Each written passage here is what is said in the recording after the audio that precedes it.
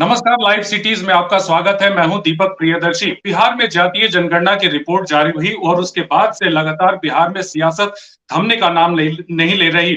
सबसे बड़ी बात यह है कि पहले इसकी विश्वसनीयता पर जो आंकड़े आए थे उसकी विश्वसनीयता पर पहले बीजेपी सवाल खड़े कर रही थी, लेकिन अब सत्ताधारी दल के ही सहयोगी जो दल है आरजेडी और जेडीयू, उनके नेताओं ने भी इस पे सवाल खड़े करने शुरू कर दिए हैं। पहले इन तमाम चीजों पर कई नेताओं ने इस पे आंकड़ों पर सवाल खड़े किए। प्रगति मेहता ने इस पे सवाल खड़े किए थे जेडीयू की तरफ से। उसके बाद सुनील कुमार पिंटू जो सांसद है जेडीयू के, उन्होंने भी सवाल खड़े किए। सुधाकर सिंह ने सवाल खड़े किए। परबत्ता विधायक संजीव कुमार ने सवाल खड़े किए थे। कांग्रेस के पूर्व अध्यक्ष अनिल शर्मा ने भी इस पे सवाल खड़े किए और अब आरजेडी के एमएलसी रामबली चंद्रवंशी ने भी इसकी विश्वसनीयता पे सवाल खड़े किए हैं। इसी मुद्दे पे चर्चा करने के लिए हम लोग यहाँ मौजूद है और पैनल में हमारे साथ जो है बीजेपी से अजफर शमसी साहब हैं, आरजेडी से एजाज अहमद जी हैं और पॉलिटिकल एक्सपर्ट के रूप में वरिष्ठ पत्रकार अरुण कुमार पांडे जी हैं। अरुण जी, सबसे पहले आप शुरू करते हैं। जिस तरह से अभी जो आंकड़े जारी हुए, उसके आंकड़ों पर लगातार सवाल जो है बीजेपी तो खड़े कर रही थी, अब आरजेडी और जेडीयू के नेताओं ने भी इस पे सवाल खड़े करने के शुरू कर दिए हैं। तो क्या माना जाए, ये नीतीश कुमार का मास्टर स्ट्रोक था या फिर कहीं ना कहीं अब धीरे धीरे उनके लिए गले की हड्डी बन रहा है? देखिए, अभी मास्टर स्ट्रोक तो 2 अक्टूबर को जब ये जातीय गणना की रिपोर्ट आई तभी नहीं मानता था कि ये मास्टर स्ट्रोक। भले नीतीश कुमार एक इतिहास पुरुष बन गए कि पूरे देश में आजादी के बाद पहली सरकार थी जिसने अपने खजाने से 500 करोड़ रुपए खर्च करके आज जातीय गणना की रिपोर्ट लाई और उसमें ये बताई कि बिहार में रहने वाले जो लोग हैं 12 करोड़ से 13-14 करोड़ जो लोग हैं उसमें किस जाति की कितनी आबादी है। अब ये तो एक काम उन्होंने कर दिया और ये राह दिखा दी पूरे देश के लिए। ये मांग पूरे देश में होने लगी, कई राज्यों में होने लगी। इस मामले में मानता हूँ कि रोड मॉडल बन गए नीतीश कुमार, लेकिन अब लगे हाथ उसी दिन से जातीय आंकड़ों की विश्वसनीयता पर सवाल उठने लगे आंकड़ों को लेकर के। और जितने लोग आए उसमें शायद अभी तक किसी ने ये कबूल नहीं किया कि बहुत सही आंकड़ा आया।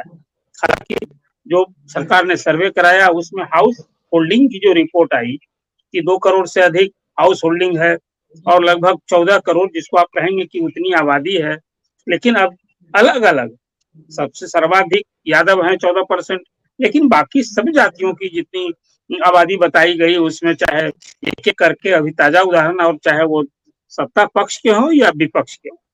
अब विपक्ष के लोग तो बात उठा रहे थे तो नीतीश कुमार ने लगे हाथ पलटवार किया, जदयू राजद सबों ने उसका जवाब दिया। लेकिन अब घर में ही यदि विरोध शुरू हो गया तब तो जो बात आपने कही कि कहीं ये गले की फांस तो नीतीश कुमार की नहीं बनती जा रही है। इसलिए देखिए 2 बात इसमें बड़े मजेदार ढंग से देखनी होगी। एक तो आई कि जो रिपोर्ट आई है उसमें 36% अति पिछड़ी जातियां हैं, जिसमें 122 जातियां 112 जातियां हैं और इसमें 12 ऐसी जातियां हैं जो साइज वोट उनका है, उनकी आबादी अच्छी खासी है और 27% पिछड़े जातों की आबादी है जैसे कि यादव, कोयरी, कुर्मी, बनिया, इस तरह से लोग आते हैं। अब उसमें आज चंद्रवंशी जी का जो बयान आया है, अब उन्होंने भी कहा कि हालांकि 1.68% वो चंद्रवंशी की आबादी बताई गई है। अब इस तरह से धानुक जो बताया प्रगति मेहता जदयू के प्रदेश अध्यक्ष, उन्होंने भी धानुक के बारे में जो संख्या बताई गई है जातीय रिपोर्ट पर सवाल उठाया। इसी तरह से कोई किसी ने इसको देखिए जातीय गणना का कोई विरोध नहीं कर रहा है, लेकिन उसमें जो आंकड़े आए हैं उस पर सभी लोग उठा रहे हैं। आप बताइए कि इस आंकड़े को जारी करके सरकार अपनी पीठ थपथपा रही हो और अपने लोग पराये तो पराये होते हैं, लेकिन अपने लोग जब सवाल उठाने लग गए हैं उसकी विश्वसनीयता पर, अब कैसे राजद इसका बचाव करेगा? राजद से ही विरोध किसको किसको कहेंगे? जैसे अभी आपको याद होगा कि सुनील कुमार पिंटू ने जब ये बात उठाई कि तेली समाज जो है उसकी आबादी घटाई है, तो संजय झा ने बयान दे दिया कि वो तो कहीं ना कहीं बीजेपी के इशारे पर कर रहे हैं, फिर उनकी वो घर में जाएंगे, ये सब तरह की बात। लेकिन अब चंद्रवंशी ने बात इनके बारे में क्या कहा? बिल्कुल क्रिएशन ऑफ तेजस्वी यादव, वो काउंसिल में एमएलसी हैं, बीएन कॉलेज में टीचर हैं और आज उन्होंने समाज के लिए जो बात उठाई है इसका क्या जवाब होगा? इसलिए जो आप दीपक जी आपने बात कही बिल्कुल यह तो गले की फांस बन गई है। दूसरी बात फिर मैं पहले दिन से कह रहा हूँ आपके साथ मैंने चर्चा की थी, यह भी बताया कि लगने में आपको लग रहा है कि मास्टर स्ट्रोक है, लेकिन ये दोधारी तलवार है। ये दोधारी तलवार मैंने इसलिए कही थी कि देखिए 36% जो अति पिछड़े जाति की आबादी है, उसको अब आबादी मतलब है कि जितनी आबादी उतनी हिस्सेदारी और भागीदारी चाहिए। भागीदारी में तो आपको देखना पड़ेगा, अब 30 साल से जी और नीतीश जी का यहाँ रहा है, तो अभी तो 36% वालों में यदि भागीदारी की भूख जगेगी तो क्या इसमें अनुचित बात होगी। दूसरी बात, इस पूरे में अब मुस्लिम की आबादी आपने बता दिया कि 20% है, लगभग मैं बता रहा हूँ, और 2% है आदिवासी की आबादी। आदिवासी और हरिजन की जो आबादी है उसको संविधान प्रदत्त मिला हुआ है कि आबादी हिसाब से उनको आरक्षण मिलेगा। तो अब तो आरक्षण जो है अभी बिहार में 17%, 16% अनुसूचित जाति के लिए और 1% अनुसूचित जनजाति के लिए। अब तो इसको 22% करना पड़ेगा। ये करने के लिए किसी से, अब ये सरकार के लिए कानूनी दायित्व हो गया, ये करना पड़ेगा। रही बात 18% मुसलमानों की आबादी आपने दिखाई है, अब सवाल उठता है क्या मुसलमानों के 18% की आबादी से वोट बैंक मुसलमान हो सकते हैं, लेकिन क्या उनमें ये भूख नहीं जगेगी कि भाजपा तो ठीक है, भाजपा का अपना एक मुसलमानों के प्रति अलग रुख है, वो हिंदू बनाम मुस्लिम की राजनीति करती है, 80% में अपनी पूरी पूंजी लगाती है, लेकिन मुसलमान वोट जिनको चाहिए, क्या उनके लिए, मुसलमानों के लिए उन्हें हिस्सेदारी और भागीदारी नहीं मिलनी चाहिए? क्या उनके उसके हिसाब से उन्हें टिकट मिलते हैं क्या? सरकारी पदों पर जगह मिलती है क्या? सरकारी नौकरियों में उनका प्रतिनिधि, बहुत सारे सवाल उठ गए हैं। अब तो यदि वोट चाहिए तो स्वाभाविक रूप मुस्लिम समाज भी कहेगा कि भैया हमको जितनी आबादी, हमको हक चाहिए, हिस्सेदारी चाहिए, भागीदारी चाहिए। तो इसलिए मैंने कहा कि देखिए ये दोधारी तलवार है। जिन जातियों में ये उम्मीद जगेगी, हक की मांग होगी, हिस्सेदारी की मांग होगी, भागीदारी की मांग होगी, तो इसको मीट कौन करेंगे? अभी सत्ता में है नीतीश कुमार और लालू जी, उन्हें ही मीट करनी होगी। यदि मीट नहीं करेंगे तो आने वाले लोकसभा चुनाव होंगे, फिर असेंबली के चुनाव होने हैं 25 में, तो उसमें तो कहीं ना कहीं फिर उसका क्या रूप स्वरूप बनेगा, उसमें नैराश्य भाव होगा कि आशा की किरण जगेगी, आप खुद समझ सकते हैं। इसलिए मैंने ये कहा कि कहीं आज जो लोग देख रहे हैं कि ये बात सही है कि आज बिहार में एक आईना दिखाया नीतीश कुमार ने, और दूसरे राज्यों में मांग हो रही है। आपने देखा कि वहां कर्नाटक में तो 33% ओबीसी के लिए नगर निकाय में आरक्षण की घोषणा कैबिनेट ने फैसला ले लिया है। और जहां भी राज्य में 5 राज्यों में जो चुनाव के लिए आज घोषणा हुई है, जहां कांग्रेस शासित है, वहां उन लोगों ने भी जातीय गणना कराने की घोषणा कर रखी है अपने चुनावी वायदे में। तो अब पूरे देश में मांग हो रही है। संसद में महिला आरक्षण बिल पर जब चर्चा हुई, सभी दलों ने मांग की है, और भाजपा भी इसमें पेशोपेश में है। भाजपा इस मांग को न खुलकर समर्थन कर रही है और विरोध करने की तो स्थिति नहीं है, तो कुल उसमें नुक्ताचीनी हो रही है। इसलिए मैंने कहा कि जो आज ये जातीय जागरण आया है, और नीतीश कुमार के घर से ही, मतलब उनके लोग यदि इस आंकड़े को नकार रहे हैं, तब कहीं की फांस तो बन सकती है कि न उम्मीद, हक, हिस्सेदारी और भागीदारी में आप फिर उन्हें निराश करेंगे, तो उसका हिसाब तो लोग चुनाव में ही लेंगे। इसलिए दोधारी तलवार है।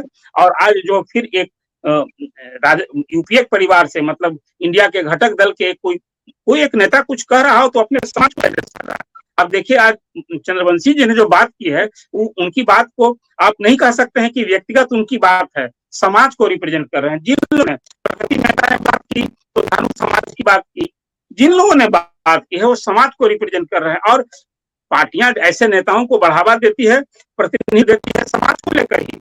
आज यदि चंद्रवंशी समाज में वोट की दरकार होगी तो चंद्रवंशी जी को भेजेगी, धानुक समाज में जरूरत होगी तो वहां जाएंगे प्रगति मेहता। तो जब राजनीति के हिसाब से वोट, उसकी खेती और फसल काटने की जब कोशिश होती है, तो यही सब कुछ होता है जो आप सामने दिख रहा है। मैं मानता हूं कि जातीय गणना कहीं ये एक आगाह करने की बात है, कहीं नीतीश कुमार के लिए ये गले की फांस न बन जाए। ये मास्टर स्ट्रोक जो अभी समझ रहे थे हम लोग, अभी तो बहुत लंबी यात्रा है। इसके बाद आपने राह दिखा दी है, मतलब आप भूख जगा दी है, तो भूखों को कितने दिन आप उसके भूख को आप नहीं मीट कीजिएगा। भूख में फिर कहीं आप खुद भूख जगाने वाले न मिट जाइए, बहुत सावधानी बरतने की जरूरत। एजाज साहब से पूछते हैं कि एजाज साहब, तक ये सवाल खड़े हो रहे थे बीजेपी की तरफ से कि इसके आंकड़े सही नहीं है, तो आप लोगों ने कहा कि कहीं ना कहीं अब बीजेपी को ये आंकड़े उनके पक्ष में नहीं आए, तो यही कारण है कि बीजेपी सवाल खड़े करे।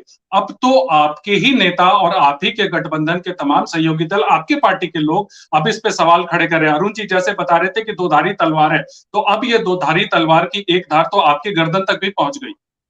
देखिए दीपक जी, इसमें दो धारी तलवार का कोई मामला नहीं है। स्पष्ट है कि जो लोग आंकड़ों पर विश्वसनीयता नहीं दिखा रहे थे या आंकड़ों को कहीं ना कहीं गलत बता रहे थे, वो लोग सुप्रीम कोर्ट गए और माननीय सर्वोच्च न्यायालय ने जो स्पष्टता लोगों के बीच संदेश देने का काम किया कि जो आंकड़े आए हैं वो नीतियां बनाने के लिए आए हैं और कहीं ना कहीं विकास से जोड़ने के लिए है।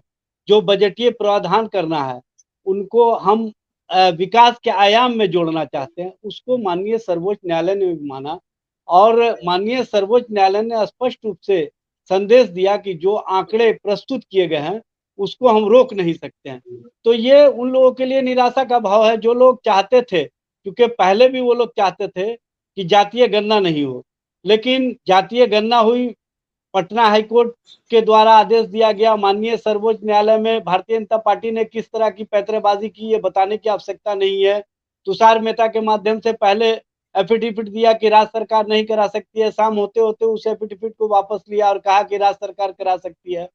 दोहरी राजनीति की दो तक भारतीय जनता पार्टी कहीं ना कहीं इस मामले में फंस गई है और पुनः उन्हीं लोगों को भारतीय जनता पार्टी के द्वारा प्रवोक करके माननीय सर्वोच्च न्यायालय में इस आंकड़े के कहीं ना कहीं विश्वसनीयता पर सवाल खड़ा करके सर्वोच्च न्यायालय भेजने का काम किया गया। लेकिन सर्वोच्च न्यायालय ने स्पष्टता उन लोगों को संदेश दिया है जो आंकड़े पर संदेह व्यक्त कर रहे थे। ये बयानबाजी का मामला नहीं है। आपके ही नेता हैं, आपके ही पार्टी के नेता हैं, आपके ही गठबंधन के नेता हैं जो सवाल खड़े कर रहे हैं।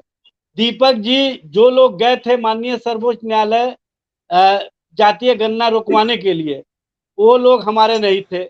जो लोग आंकड़ों की विश्वसनीयता पर सवाल खड़ा किए थे वो लोग हमारे नहीं थे। बयान देने से नहीं होगा। स्पष्टता जब न्याय की परिधि में सारे मामले स्पष्ट रूप से सामने आ रहे हैं और न्यायालय के द्वारा जब इस मामले में हमको क्लियरफाई दिया जा रहा है और आंकड़ों पर कहीं कोई सवाल नहीं खड़े किए जा रहे हैं, तो कुछ लोग अपने अपने कारणों से बयान देते हैं और वो बयान जो भी होते हैं वो राजनीतिक कारण होते हैं। उनसे मना स्थिति से अगर पूछेगा तो वो कहेंगे कि हम अपने लोगों को अपील करने के लिए और अपनी राजनीतिक भूमिका को मजबूत करने के लिए हम इस तरह का बयान दिए। इसलिए उस बयान का मतलब तभी होता। जेडीयू सांसद सुनील पिंटू ने जब दीपक जी एक मिनट उस बयान का विश्वसनीयता तभी समझा जाता है जब माननीय सर्वोच्च न्यायालय उस आंकड़े पर सवाल खड़े करती। तो माननीय सर्वोच्च न्यायालय के द्वारा स्पष्टता संदेश दिया गया कि राज्य सरकार के द्वारा जो जातीय गणना कराई गई है और जो आंकड़े रखे गए हैं इसको मैं नहीं रोक सकता हूं, क्योंकि ये नीतियां बनाने के लिए है और नीतियां और बजटीय प्रावधान में जो विकास के आयाम में उन वर्गों को जोड़ना है जो शोषित है, वंचित है, जो कमेरे वर्ग है, जो पिछड़े हैं, जो दलित है, जो आदिवासी हैं, जो अल्पसंख्यक समाज के लोग हैं, उनको हम जोड़ करके विकास के आयाम से आगे बढ़ाने का काम करेंगे। सुप्रीम कोर्ट ने यह टिप्पणी नहीं की कि डेटा सही है या गलत। सुप्रीम कोर्ट ने कहा कि हम डेटा को जारी कहाँ कह रहा हूँ, ये मैं कहाँ कह रहा हूँ, ये सुनवाई की जरूरत है। नहीं, ये विस्तृत सुनवाई का मामला है। ये मैं कहाँ कह रहा हूँ कि सुप्रीम कोर्ट ने ये बात कही। सुप्रीम कोर्ट में जो लोग गए थे डेटा रुकवाने के लिए उनको निराशा हुई और सुप्रीम कोर्ट ने स्पष्टता कहा कि जो डेटा आए हैं ये नीतियां बनाने के लिए हैं। उससे पहले माननीय पटना हाईकोर्ट ने कहा था कि किसी का अधिकार छीनने के लिए नहीं बल्कि अधिकार देने के लिए जातीय गणना कराई जा रही है। तो ये तो हमारी स्पष्ट रूप से जो नीतियां थी, जो हमारी सोच थी, उसको सब जगह से मोहर लगा है और कुछ लोग राजनीतिक कारणों से बयान देते रहते हैं। उस बयान का मतलब तभी होता जब माननीय न्यायालय के द्वारा इस मामले में कहीं ना कहीं कोई बात सामने आती। तो माननीय न्यायालय ने भी हमारे सोच को स्पष्टता माना है, तो इसमें अब राजनीति की आवश्यकता ही नहीं है। एजाज साहब जो आप बात कर रहे हैं ये सिर्फ ये बात तो है ना कि जो अभी सरकार ने आंकड़ा सामने लेकर आई है इसका एक वैधानिक आधार है और इसके आधार पर इस आबादी जो बताई गई है इसके आधार पर जो लोग हक, हिस्सेदारी और भागीदारी की मांग कर रहे हैं उसको आप क्या कहेंगे? अब तो देखिए आंकड़ा आपने यही तो मैं प्रकाशित बोल कर रहा दिया। हूँ नहीं, कहाँ पांडे बोल सर, रहे हैं आप? यही तो मैं बोल रहा हूँ सुप्रीम कि कोर्ट पे क्यों माननीय तय कर रहे सर्वोच्च हैं? न्यायालय ने ही आप कह इस दिया, आंकड़े के आधार पर सब सर्वोच्च हिस्सेदारी और न्यायालय ने भागीदारी कह के दिया कितना सही कि मानते हैं? ये नीतियां बनाने के लिए आंकड़े आए हैं। भाई हिस्सेदारी और भागीदारी तो मिलेगी ही।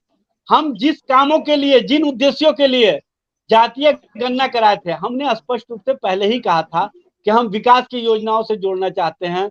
हम इनको शैक्षणिक और राजनीतिक स्तर पर, ये सामाजिक स्तर पर आगे बढ़ाने के प्रति हमारा जो सोच है वो स्पष्ट रूप से दिख रहा है। और हमारे द्वारा सामाजिक न्याय और आर्थिक न्याय की जो सोच है उसको हम परिभाषित बार बार करने की आवश्यकता नहीं है, उसको हम ठीक है, अमल में एजाज लाने का काम साहब, किए हैं बीजेपी और अमली तौर पर हम शमसी साहब आगे हैं, बढ़ते रहे हैं।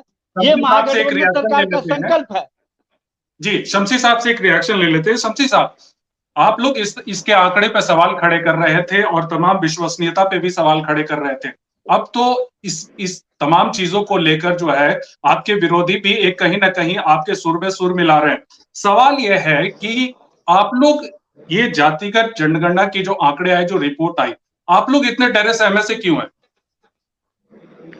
देखिए, जो बात भारतीय जनता पार्टी कह रही थी, आज वही बात राष्ट्रीय जनता दल के लोग और जनता दल यूनाइटेड के माननीय सांसद, चाहे वो पिंटू जी हो या प्रगति मेहता जी हो, उन लोगों ने भी इस बात को कहा कि जिस प्रकार से आंकड़े आए हैं वो सब के सब आंकड़े बिल्कुल कंफ्यूज्ड हैं और उसकी क्रेडिबिलिटी नहीं है। भारतीय जनता पार्टी कह रही थी तो लोगों को बेचैनी थी कि बीजेपी बोल रही है, अरे बीजेपी शुरू से इस बात के लिए सहमत थी और शायद इसीलिए जब प्रदेश के अंदर सारी पार्टियां गई थी माननीय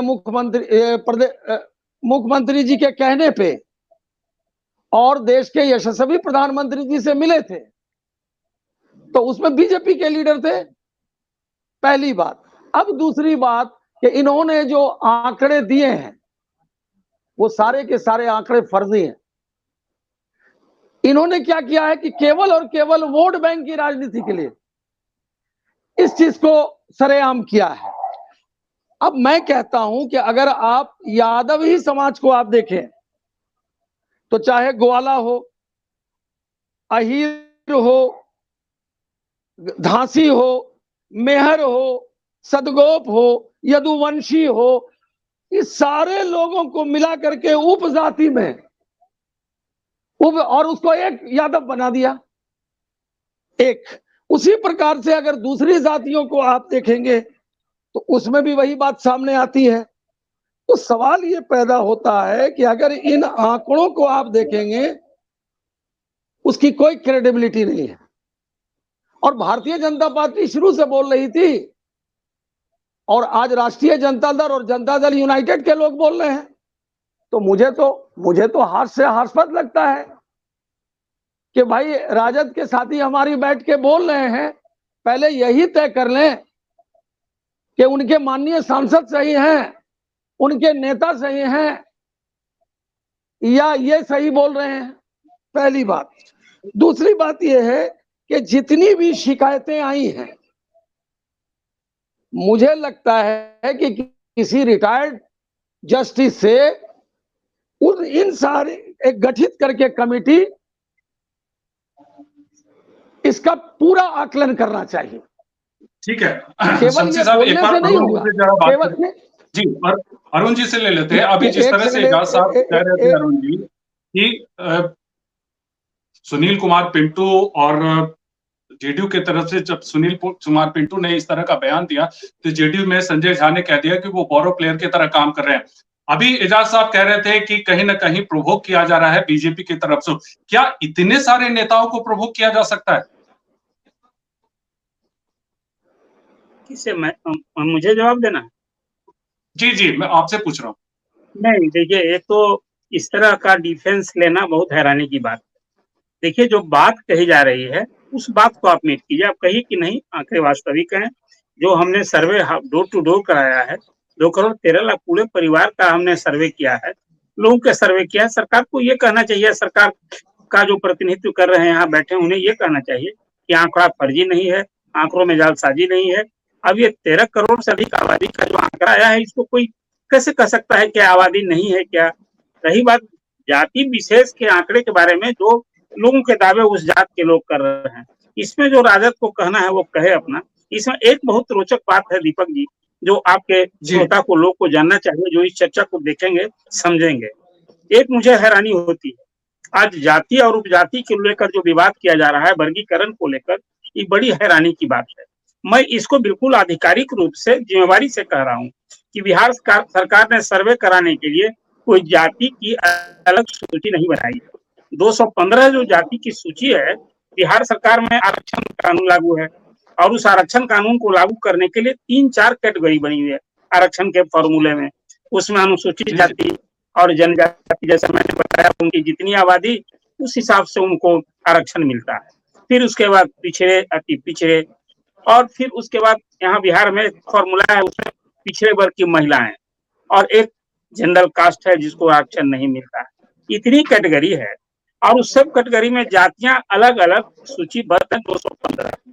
और उस 215 में जो अभी बात कर रहे थे शमसी साहब कि अब जात में जो गिनती उन्होंने कराई कि अमुक अमुक को अलग करके एक कर दिया गया। अरे भाई साहब, 215 जाति की सूची में कोई ये सब उपजाति की अलग से गिनती नहीं है। आरक्षण का जो नियम कानून है उसमें जो मिलता है उसको, ये सब उसी तरह से क्लब है। एक ही जाति है यादव जाति, जैसे ब्राह्मण।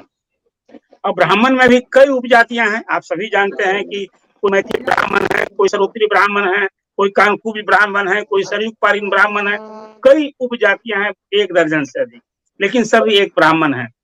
जब कोई हम सरकार में सुविधा मिलती है, नहीं मिलती है, तो ब्राह्मण की एक ही कोटि।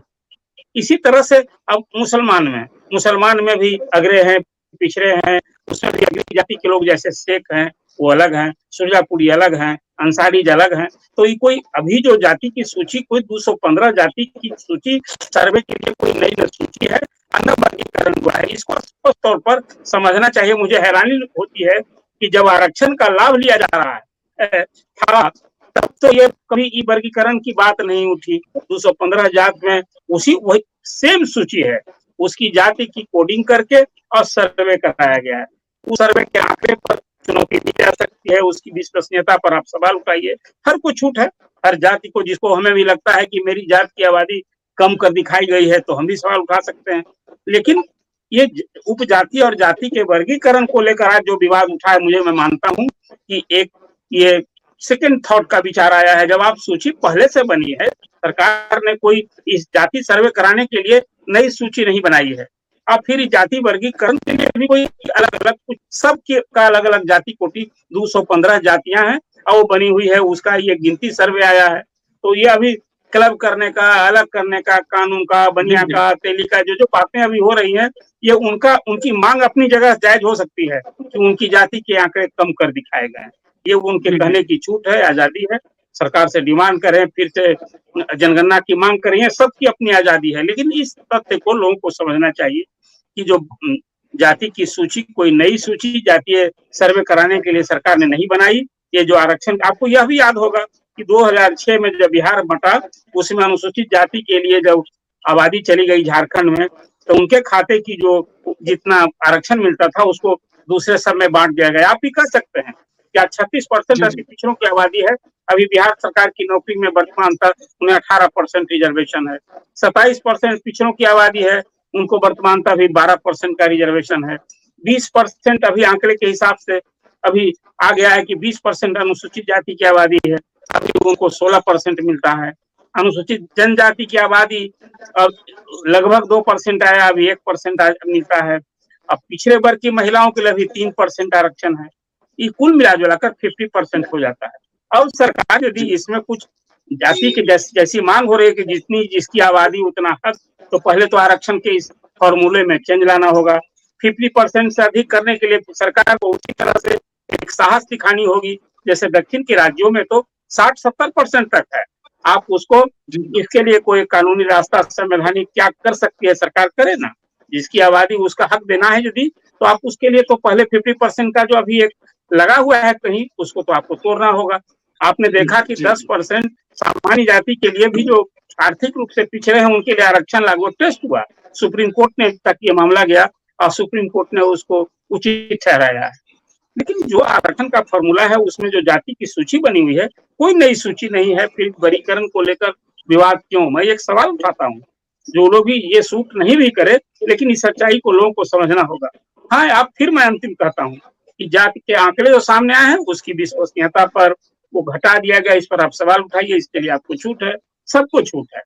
लेकिन उसमें मंशा कहे कि सरकार की मंशा क्या है या विरोधी क्या चाहते हैं, वो सब जाति की राजनीति अलग, पक्ष दल की राजनीति अलग, कुछ सच्चाई चीजें ऐसी सामने है। जहां तक जो सवाल आपने किया कि अब जब जो सवाल लोग उठा रहे हैं, तो फिर मैं वही कहूंगा कि सरकार ने तो एक उद्देश्य करके कि हम जो ये बना रहे हैं उसके लिए जो वंचित शैक्षिक और आर्थिक रूप से पिछड़े हैं उनके लिए विशेष योजना, सरकार हाई कोर्ट से सुप्रीम कोर्ट तक यही कहते रही कि हमको ये केंद्र सरकार जिस तरह से जातीय जनगणना कराती है, this is not census, this is survey, this is caste based counting है, और हमने काउंटिंग करा ली है। लेकिन जो अभी हमारे साहब राजद के भाई साहब जो बता रहे हैं, ये आपकी मंशा, आप नीति नियत जो भी रहे हो, लेकिन जब आबादी का एक सरकारी आंकड़ा लेकर आप सामने आ गए हैं, तो आबादी के हिसाब से जो आरक्षण का अभी कानूनी संवैधानिक प्रावधान है उसको तो मीट करने के लिए आप बाध्य हैं। वो कैसे आप उसको टाल सकते हैं?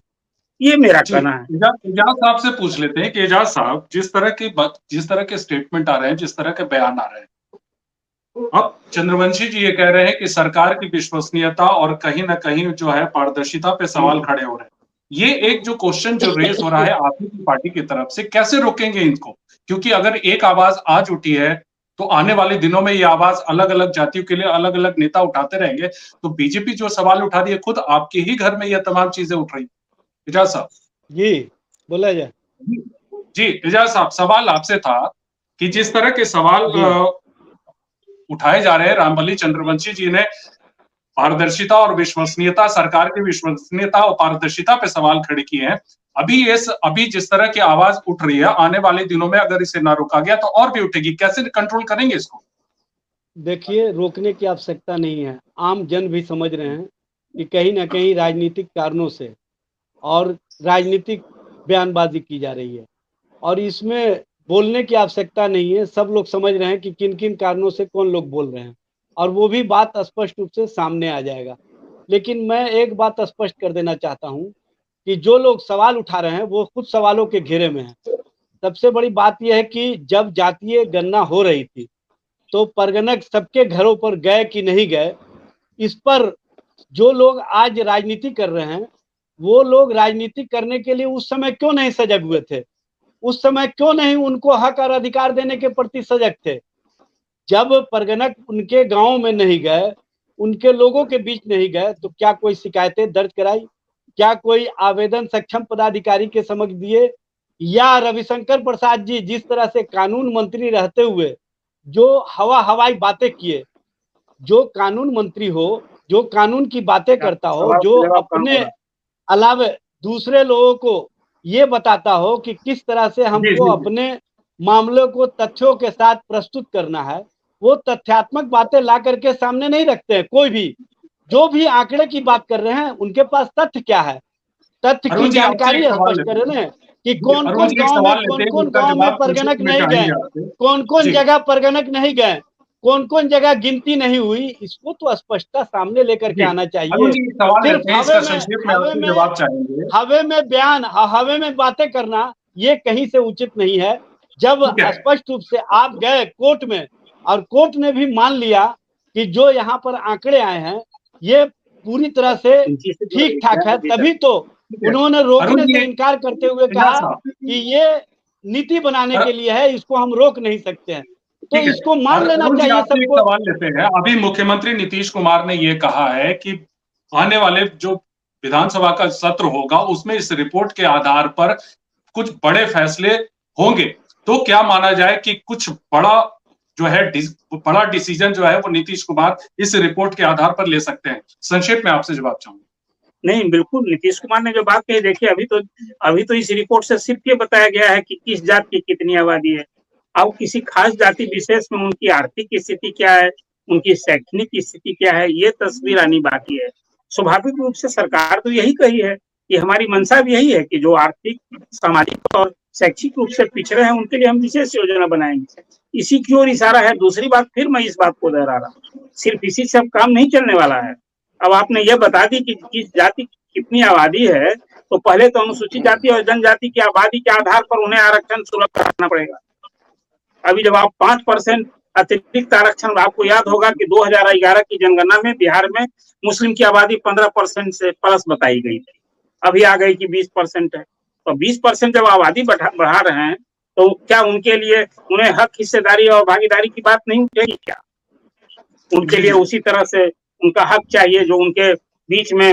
आज तो आप जानते हैं कि सभी, जो हमारा अपना आकलन है कि 70% एंड मोर देन दैट मुसलमानों में पिछड़े, गरीब हैं, आर्थिक रूप से पिछड़े हैं।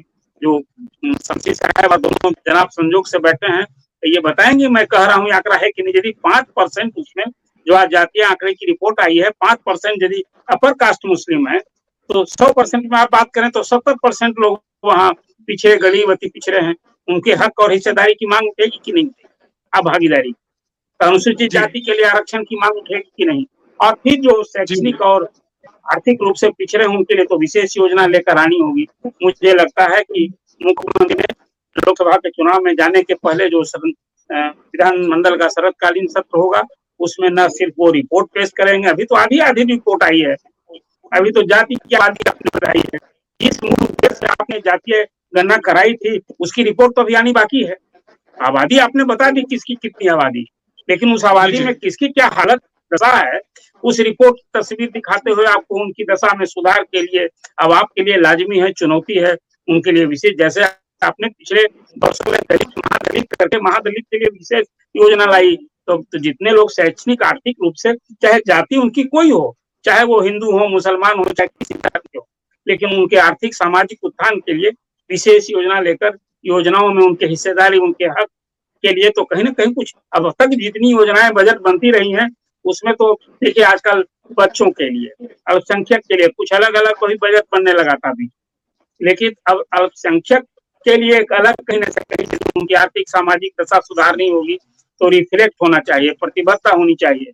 और फिर जो आप योजनाएं बनाएंगे उसको पूरे पारदर्शी तरीके से, समयबद्ध तरीके से लागू, जैसे और सब। देखिए आजादी के बाद अंगीभूत योजना, विशेष अंगीभूत योजना करके केंद्र से लेकर राज्य तक में दलितों के उत्थान के लिए योजनाएं चलती हैं, लेकिन ये कौन दावे के साथ कह सकता है कि वो सारी योजनाओं का लाभ उन वर्गों को मिल रहा है? यदि वो लाभ मिला होता तो आज उन वर्गों की तस्वीर कुछ और होती। आज पिछड़ा, तंगीपन कौन इनकार करेगा? तभी तो आरक्षण लागू करना, जारी रखना की व्यवस्था है। इसलिए दीपक जी जो बात आपने कही, अभी आधी रिपोर्ट आई है, आधी नहीं, अभी आप कहें 1/3 रिपोर्ट आई है कि आपने जाति की आबादी बताई है, और जाति की दशा, दुर्दशा और उसकी तस्वीर जब सामने लाएंगे तो कौन मीट करेगा? जो सत्ता में बैठा है उसी को मीट करना है। सिर्फ सफाई देने से, आपको जो सवाल उठाता है उसको ही कहने से कि इनकी मंशा कुछ और है, कि कहीं और जाना चाहते हैं, ये सब आपके डिफेंस की बात हो सकती है। लेकिन जाति आंकड़ा की सच्चाई को आप स्वीकार कीजिए और उसमें जो आने वाले दिन में जो तस्वीर दिखेगी उस तस्वीर के अनुसार आपको चुनौती है, आपको मीट करना होगा, तभी ये माना जाएगा कि आपकी मंशा सही थी, और नहीं तो सिर्फ और सिर्फ राजनीतिक उद्देश्य से आपने किया। और लोकसभा चुनाव के पहले इसमें निसंदेह एक राजनीतिक सरगर्मी तो बिहार से शुरू हो गई है, जातीय सियासत शुरू हो गई है, बिहार पूरे हो गई है। शमसी साहब, आखिरी में एक सवाल लेते हैं कि जिस तरह से अभी नीतीश कुमार ने कहा है कि आने वाले विधानसभा सत्र में कुछ बड़े फैसले होंगे, इस रिपोर्ट के आधार पे जातीय जनगणना रिपोर्ट जारी करके उन्होंने एक अस्त्र तो छोड़ दिया, अब बड़े फैसले इसमें होंगे, तो जाहिर सी बात है कि वो एक ब्रह्मास्त्र की तरह उसको यूज करेंगे, उसकी काट केस क्या होगी आपके पास? देखिए, मैं बार बार कह रहा हूं कि सरकार का, जो बिहार की सरकार है, उसका मोटिव नहीं है कि गरीबों का कल्याण हो, पिछड़ों का कल्याण हो, दलितों का कल्याण हो। आप अगर देखेंगे तो 15 साल लालू जी शासन में रहे और 17 साल नीतीश जी रहे। अब इन दोनों को जोड़ लीजिए और उन्होंने क्या किया। तो इसलिए बिहार की सरकार का मोटिव गरीबों के खिलाफ है, दलितों के खिलाफ है, शोषित के खिलाफ है। 17 साल में आप भी थे शमसी साहब, मुख्यमंत्री तो वही थे, इसलिए हम थे, इसमें कहीं दो राय नहीं है। हम चाहते थे, लेकिन चूंकि इनकी मंशा नहीं थी और ऐन कैन प्रकार केवल ये सत्ता पे रहना चाहते थे, इसीलिए इन्होंने इस चीज का हथकंडा अपनाया और इनकी कहीं कोई केवल वोट बैंक के लिए और वोट बैंक की राजनीति करने के लिए और एक खास तबके को मिला करके उन्होंने इस प्रकार का किया है। भाई मैं कहना चाहता हूं कि आपका मोटिव कहां है? आप अगर करना चाहते, आप अगर लागू करना चाहते, आपकी मंशा होती कि हम पसमानदा का आगे बढ़ाएंगे, तो आप किसी पसमानदा को बिहार में मुख्यमंत्री भी बना सकते थे, ठीक है शमसी साहब, तो आपकी मंशा जातीय जनगणना की रिपोर्ट को लेकर आपकी मंशा जो है दलितों, शोषित, पीड़ित सबके अगेंस्ट है और केवल वोट बैंक की राजनीति करके आप बिहार को बर्बाद करना चाहते हैं।